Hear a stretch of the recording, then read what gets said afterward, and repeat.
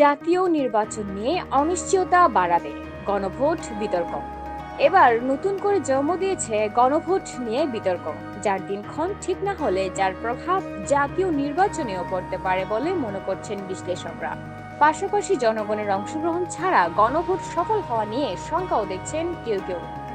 দীর্ঘ সংলাপ আর জুলাই সনদ স্বাক্ষর আশায় জাগিয়েছিল রাষ্ট্র সংস্কারের, কিন্তু 2 সপ্তাহ না ঘুরতেই আবারও তীব্র সংকট রাজনীতিতে।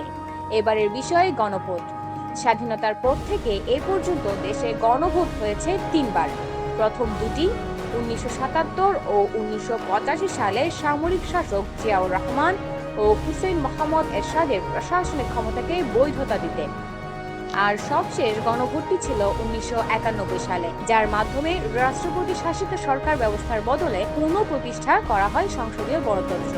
অতীতের প্রতিটি গণভোটেই জনগণের সামনে একটি মাত্র প্রশ্ন রাখা হয়েছিল, কিন্তু এবার জুলাই সনদ বাস্তবায়নে তা একাধিক সাংবিধানিক বিষয়ের উপর জনতার রায় চাওয়া হবে, যা নিয়ে চলছে আলোচনা সমালোচনা। রাজনৈতিক বিশ্লেষক আসিফ মোহাম্মদ শাহান বলেন, কমিশন গঠন, রাজনৈতিক দলগুলোর সঙ্গে আলোচনা, এই পুরো প্রক্রিয়ায় জনগণকে অন্তর্ভুক্ত করার কোনো উদ্যোগ নেওয়া হয়নি। সবাই ধরে নিচ্ছেন মানুষ হ্যাঁ ভোট দেবে, কিন্তু বিভিন্ন গবেষণায় দেখা গেছে এই ধরনের ধারণা সবসময় সঠিক হয় না। অনেক সময় জনগণ বিষয়টি বোঝে না অথবা ভোট দিতেই চায় না। বিশ্লেষকরা মনে করেন, গণভোট নিয়ে যে সংকট তৈরি হয়েছে তা অনিশ্চয়তা বাড়বে জাতীয় নির্বাচন নিয়ে। তাই রাজনৈতিক দলগুলোকে গণভোট ইস্যুতে একমত হবার তাগিদ এই নির্বাচন বিশ্লেষকের।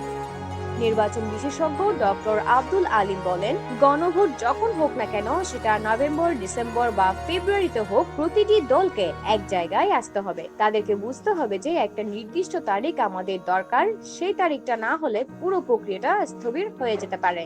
গণভোটের প্রক্রিয়া, সময় এবং সাংবিধানিক বৈধতা, এই ত্রিমুখী জটিলতা নিরসনে অন্তর্বর্তী সরকার এখন নতুন চ্যালেঞ্জের মুখে বলেও মনে করছেন বিশ্লেষকরা। ফাহমিদা হাশেম, আজাদ ডেস্ক।